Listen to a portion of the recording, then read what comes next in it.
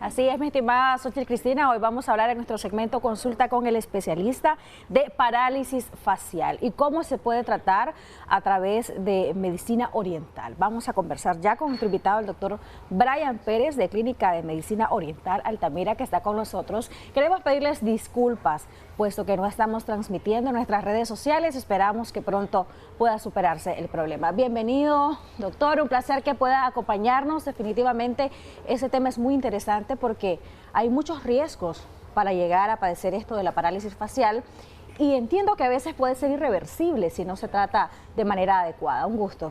Buenos días, Jocelyn. Siempre le agradezco por cada invitación que nos dan todos los miércoles para hablar de diferentes tipos de enfermedades y de la forma de abordarla dentro de la medicina oriental. La parálisis facial es un problema muscular o un problema en el nervio facial que se nos da. Lo pueden desarrollar cualquier tipo de pacientes, desde muy jóvenes, adultos o hasta adultos mayores. Predispone más en los adultos jóvenes, por lo menos de 40 a 50 años predispone bastante, pero hoy día se está viendo que se está desarrollando en pacientes más jóvenes aún. Existen dos tipos de parálisis facial. Existe la parálisis periférica, que es la más común, que es la que se ve, y existe la parálisis central. La parálisis central se da cuando los pacientes tienen un tumor o han tenido algún accidente, se han golpeado la cabeza, ha quedado tal vez algún coágulo de sangre en la cabeza, en el cerebro, y esto se da. ¿Cuál es la diferencia de las dos? De que la parálisis facial central solo afecta la comisura labial, afecta de la nariz para hacia abajo. Y la parálisis facial de Bell o la periférica, que es la más común que nosotros observamos, afecta la ceja, afecta la nariz, afecta la comisura de la nariz, afecta la boca, afecta los ojos, afecta en sí la mayor parte de la cara, ya sea una parte o una parte total. Por lo general siempre se da la mitad de la cara y por lo general siempre viene con síntomas previos. Por lo general da un dolor bastante agudo, a muchos pacientes les da dolores agudos. ¿Como tipo neuralgia? Sí, pero este viene punzativo, punza bastante en la parte retroocular, que quiere decir, retroauricular, perdón, que quiere decir que da un dolor bastante intensificado en la parte trasera del oído. Comienza a doler y comienza a punzar. Pero la mayoría de las ocasiones en las que se desarrolla la parálisis facial se da porque es asintomática. El paciente se levanta en la mañana, se va a cepillar y a la hora de cepillar se siente que el agua se cae por un lado. Entonces esto nos predispone, el paciente se asusta, se ve en el espejo y ya se ve que tiene la comisura labial un poquito de lado, que el ojo ha lloroseado demasiado. Pero esto no ocasiona ningún dolor. Hay pacientes que le ocasiona hipersensibilidad, no toleran que se le esté tocando. Entonces esto se ve muchas veces cuando el nervio facial está aún más involucrado en estos tipos de patología. Ok, doctor, por lo general usted decía que se da con mayor frecuencia en adultos jóvenes. ¿Esto es por algunos factores de riesgo propios de esta edad, de esta etapa de la vida, doctor? Se está dando bastante también en jóvenes, adultos bastante jóvenes, porque, por ejemplo, el ámbito laboral influye bastante. Los pacientes que trabajan dentro de aire acondicionado y salen de golpe afuera, al clima natural, entonces esto les está afectando, esto afecta bastante y predispone a desarrollarnos las parálisis faciales. También quienes la desarrollan, los pacientes que sufren de golpes de viento. Por lo general quienes sufren de golpes de viento son los conductores que andan todo el día manejando y el viento les viene dando en la cara. Esto con el tiempo puede llegar a desarrollar o a predisponer una parálisis facial. ¿Qué otra cosa puede llegar a predisponer una parálisis facial? Una mala higiene bucal. Siempre en las historias clínicas se tiene que valorar la dentadura, se pide al paciente que abra la boca y observar si no hay ningún tipo de carie o ningún tipo de problema dental bastante grave, porque esto puede llegarnos a desarrollar una parálisis facial. ¿Qué más puede llegar a desarrollar una parálisis? Una infección en la garganta mal controlada. Cuando no se atiende debidamente una amigdalitis, por ejemplo, que es lo más común, esta amigdalitis daña la parte del oído, daña la parte auricular y por ende también daña la parte facial posteriormente. Entonces es importante que las infecciones en la amígdala o en la garganta no se dejen pasar, porque esto puede llegar a desarrollar una enfermedad más grave. Doctor, ¿el estrés o los cambios de temperatura pueden predisponer a padecer de una parálisis facial? Sí, por lo general el estrés puede llegar, ya los pacientes desarrollaron una parálisis facial, se rehabilitaron, mejoraron, pero cuando están en periodos de estrés o periodos de tensión, esta parálisis facial como que retorna. Se ve que el ojo del paciente se pone un poco más pequeño y la comisura labial comienza a desviarse un poco. Cuando ya el paciente se relaja o se trata el problema que está teniendo, ya la comisura labial vuelve a su lado normal y el ojo vuelve a su tamaño normal también.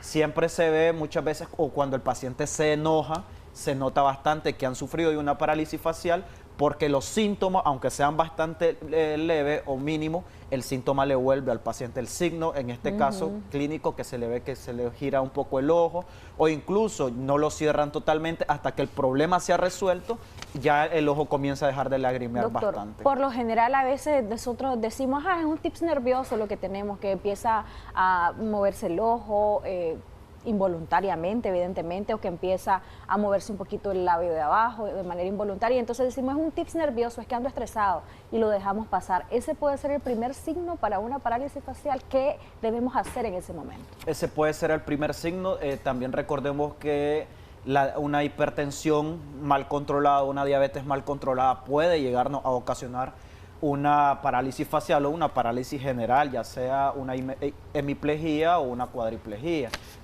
Lo que hay que hacer cuando estamos en eso es tratar, hay unos vibradores, tratar de usar unos vibradores y ponerlos en la cara donde están sintiendo los tipos de tips, porque cuando se siente o cuando va a dar la parálisis facial, siempre está acompañada de estos tips, cuando presenta síntomas, siempre está acompañada de estos tips, pero también el paciente está teniendo como un tipo de tinnitus, está escuchando como un zumbido en el oído, pip, se está escuchando, o como que anda volando un animal cerca del oído, y siempre, la mayoría de las veces, está acompañado con el dolor también atrás del oído.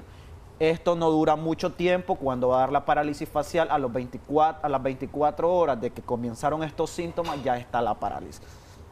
Ya va al suave. Incluso cuando se tratan estos tipos de parálisis, también tenemos que tratar la parte emocional, porque una sorpresa, un balde de agua fría para el paciente, sentirse que hay hormigueo en la cara, que la cara se está adormeciendo, irse a un espejo y ver que la cara está prácticamente deformada. Y siempre es unilateral, doctor. Siempre unilateral.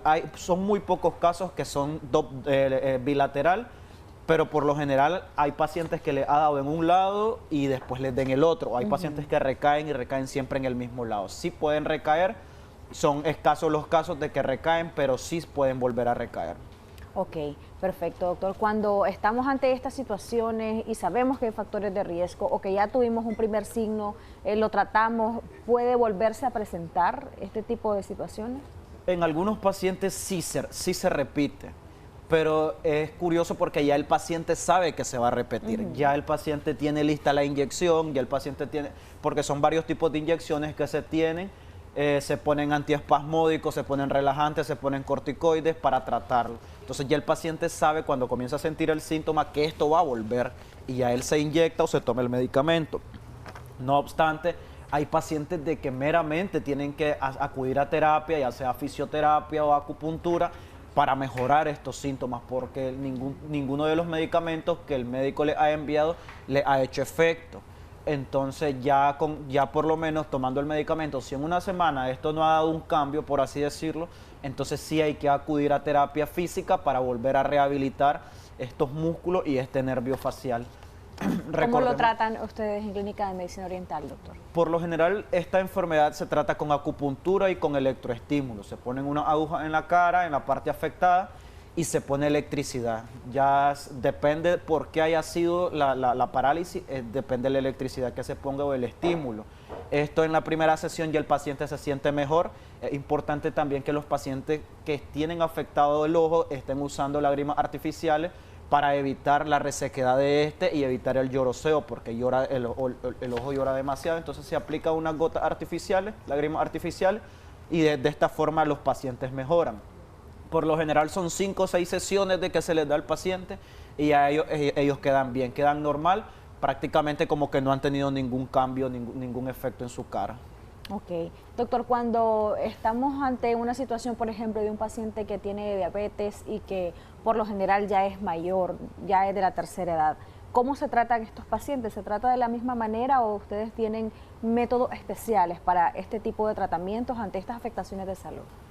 Por lo general, cuando la parálisis da, cuando al paciente se le sube la presión, es porque muchas veces el paciente ya adulto mayor, sintió tal vez un gran enojo, se enojó demasiado, que esto nos conlleva a una subida de presión y les dio.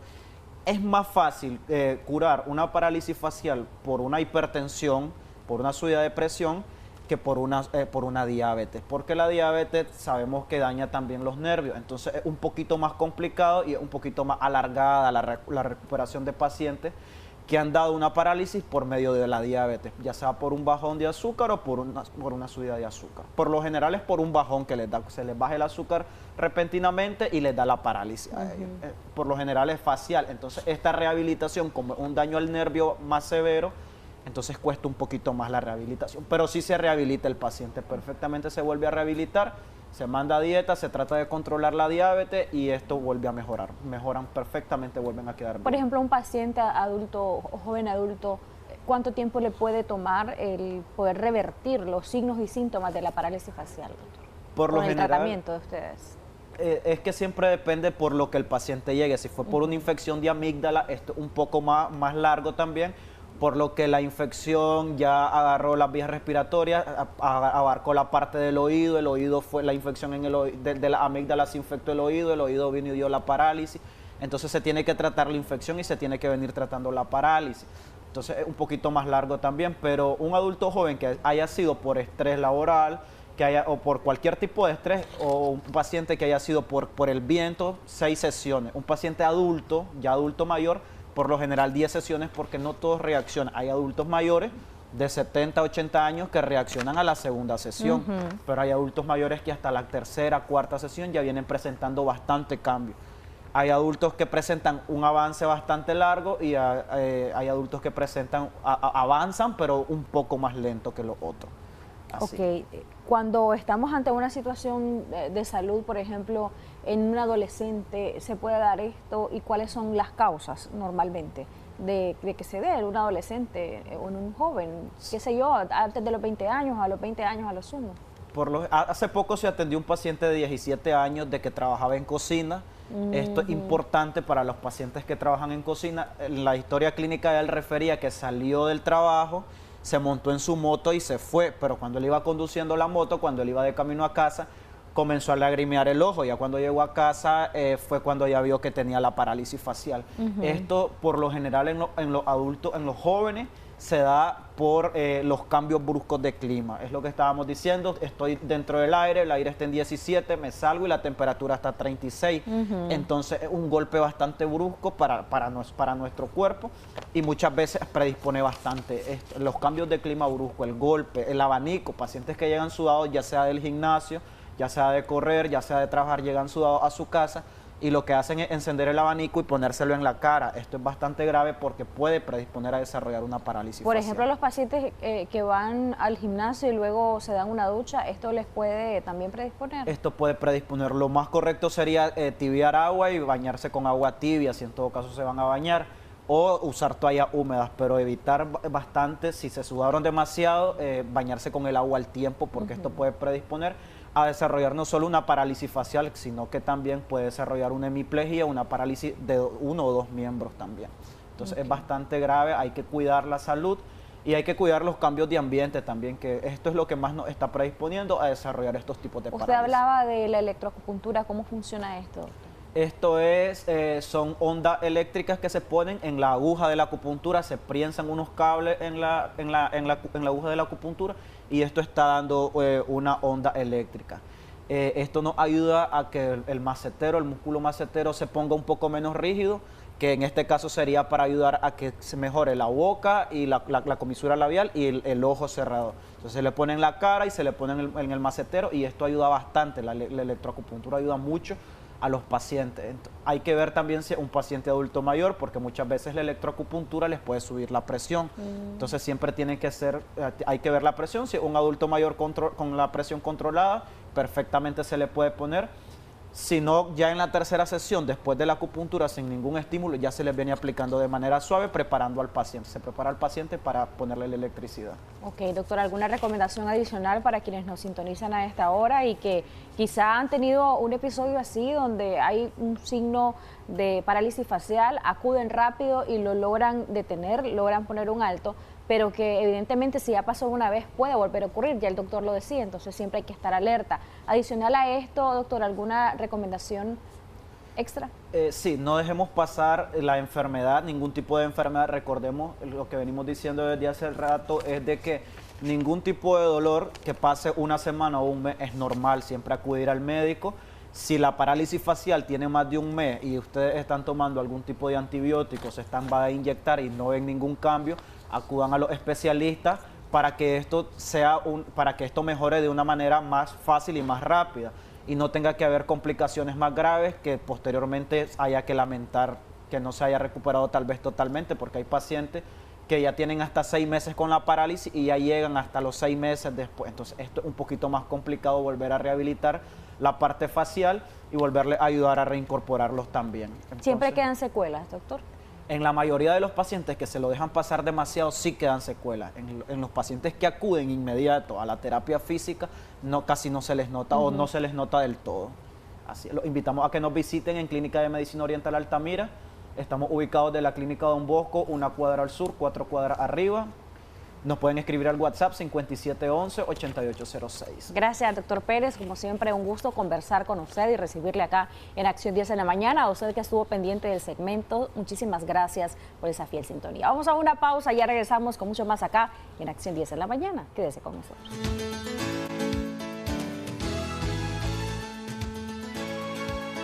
Así es, muchachos, así que seguimos con información para todos ustedes, ¿verdad? La protección de nuestro planeta es cada vez más urgente, por eso la UNESCO amplía cada año en la lista de sitios protegidos del Patrimonio Mundial una designación de sitios de la Tierra que tiene un valor universal excepcional para toda la humanidad.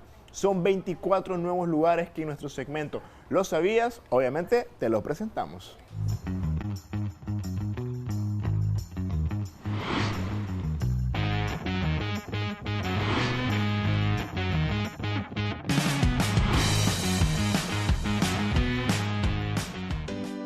De las 28 candidaturas iniciales, 24 han sido incluidas en la lista del Patrimonio Mundial. 19 de ellas corresponden a la categoría cultural, 4 se hallan dentro de la categoría natural y solamente uno de ellos pertenece a la mixta, natural y cultural. Hasta la fecha, 1.223 sitios se encuentran en la lista del Patrimonio Mundial de la UNESCO, 952 culturales, 231 naturales y 40 mixtos. A continuación te presentamos 12 de las últimas incorporaciones reconocidas que subrayan la riqueza del acervo global que combina cultura y naturaleza.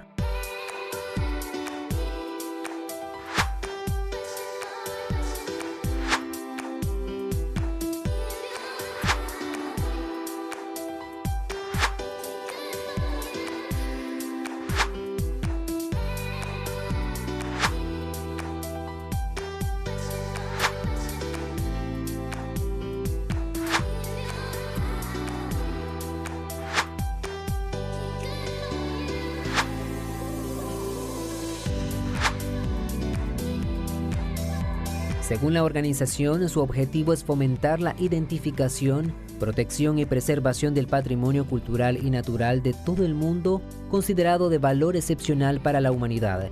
Esto está plasmado en un tratado internacional llamado Convención sobre la Protección del Patrimonio Mundial Cultural y Natural, adoptado por la UNESCO en 1972. Moisés García, Acción 10.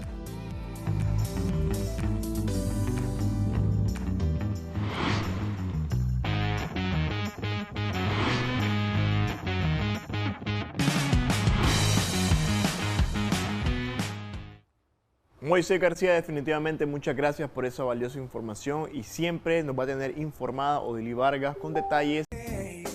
Bueno, seguimos acá en Acción 10 en la mañana. Odili Vargas, ¿no tenés ganas como de apampachar? ¿Apampachar? ¿Cómo así? Sí, de tomar en tus manos un sándwich hecho con el suavecito pan Bimbo, apampachándolo y comiéndoselo. Eso suena muy, pero muy bien. Y se siente mejor, vamos. Yo te invito para que vamos a me pamanchar. encanta, me fascina. Claro que sí. Bueno, nosotros vamos a pampachar. Un buen sándwich de pan Bimbo, por supuesto. Claro que sí, todos necesitamos, imagínense, un amigo en el programa, así como Anduriña. Y a pampachar es por esto. Así es. Ok. Amigos, ahora los reto a ustedes a que inviten a alguien a pampachar un suave y delicioso pan Bimbo.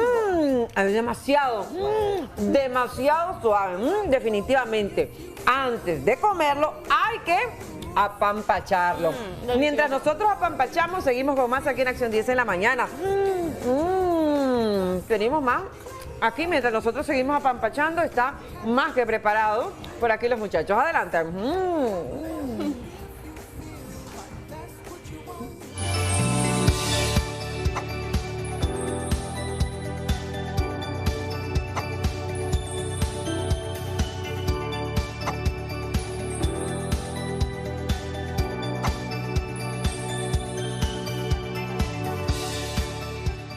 Es una enfermedad que causa la pérdida del color de la piel y las reemplaza por uno blanco.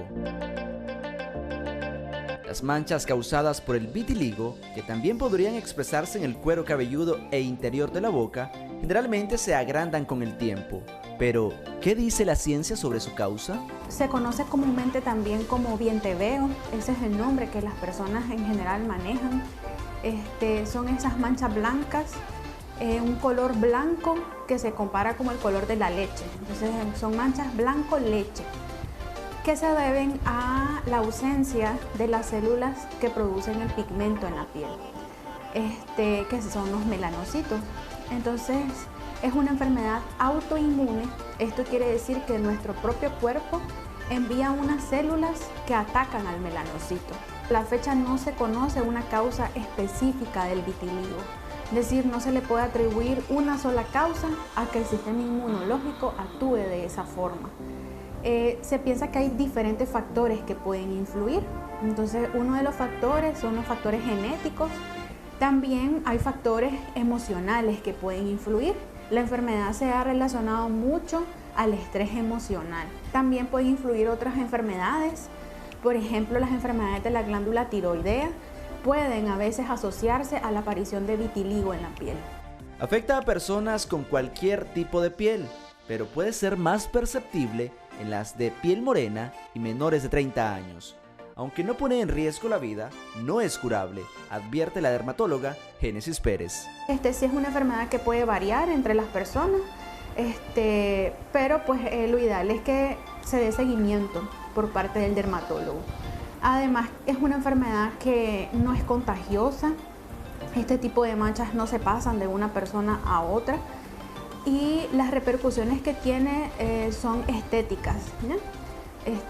Generalmente, cuando están asociadas a otras enfermedades internas, pues son enfermedades metabólicas como enfermedad de la glándula tiroidea, endocrinas, que pueden controlarse.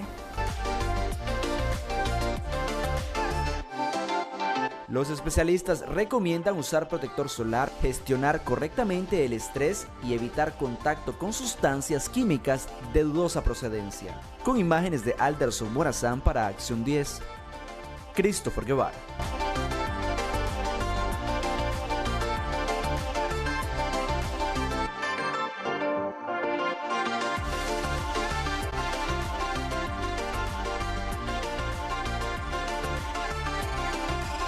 Así es, Odili Vargas, es momento de hablar de salud porque comer correctamente conlleva a una buena digestión y que se absorban los nutrientes de los alimentos. En la nota positiva, Christopher Guevara, junto a un especialista en nutrición, nos comenta los beneficios de este proceso y cómo lograrlo.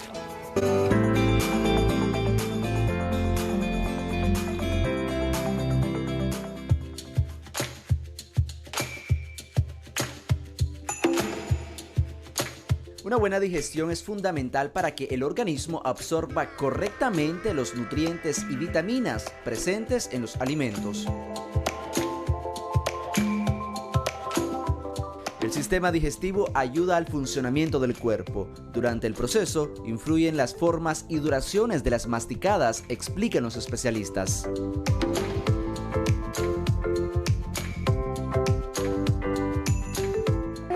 adecuada digestión que se da luego de la masticación, ya cuando se forma el bolo alimenticio, es el pilar primordial, el pilar principal de un adecuado estado de salud. ¿Cuáles son los tips que generarían un mejor proceso digestivo o una mejor digestión? Básicamente hablamos de a temperatura adecuada de los alimentos que eviten que estos se vean expuestos a formación de microorganismos.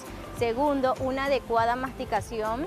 La Organización Mundial de la Salud nos orienta que nosotros deberíamos tener masticación por bocado entre 30 a 50 veces. Quiere decir de que, por ejemplo, las personas que llevan el bocado y inmediatamente lo tragan no están teniendo una adecuada digestión y por ende tampoco una adecuada distribución y absorción de nutrientes.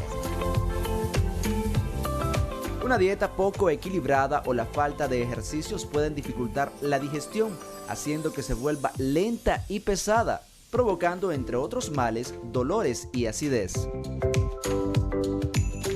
Los procesos de actividad física son indispensables para que nuestros sistemas metabólicos comiencen a trabajar de forma eficiente. Entonces, entre más actividad realicemos, nuestros metabolismos van a estar más activos, más despiertos, van a tener una mejor capacidad de trabajo y nuestros sistemas van a ser más eficientes. La hidratación es uno de los pilares fundamentales para que la digestión se dé de forma adecuada. Nuestro cuerpo tiene un alto porcentaje de líquidos corporales. Cuando estamos muy bien hidratados, nuestro sistema funciona de forma eficiente, nuestro sistema circulatorio trabaja de forma eficiente y luego de que estos nutrientes han sido separados y redirigidos, estos van a llegar a nuestro torrente sanguíneo de forma adecuada. Y por último, esos alimentos que están contraindicados o que no son favorables para una buena digestión son el alcohol y los alimentos azúcares refinados. Es importante limitar el consumo de sal, ya que esta induce la retención de líquidos y por lo tanto sensación de hinchazón. Con imágenes de Alderson Morazán para Acción 10, Christopher Guevara.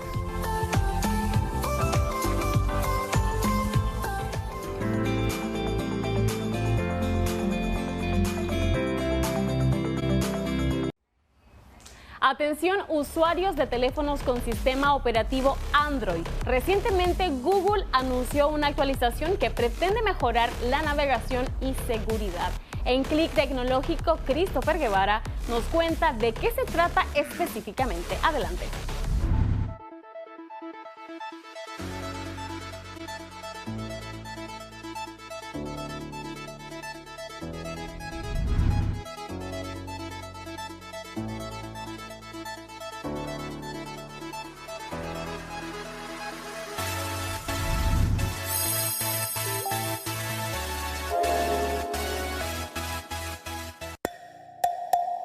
Las mejoras se centran en la conectividad y gestión del sistema de los celulares, tablets u otros dispositivos compatibles. Recientemente Google, como parte de su innovación, anunció una actualización para los usuarios de sistema operativo Android.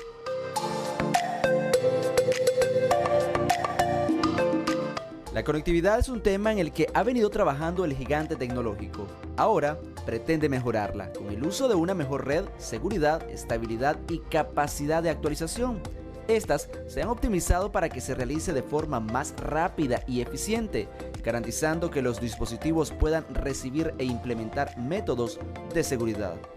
Google informó además que corrigió una serie de errores relacionados con el diagnóstico y la administración del sistema operativo, que incluyen funciones que gestionan al dispositivo como la memoria, el almacenamiento, la batería y la seguridad.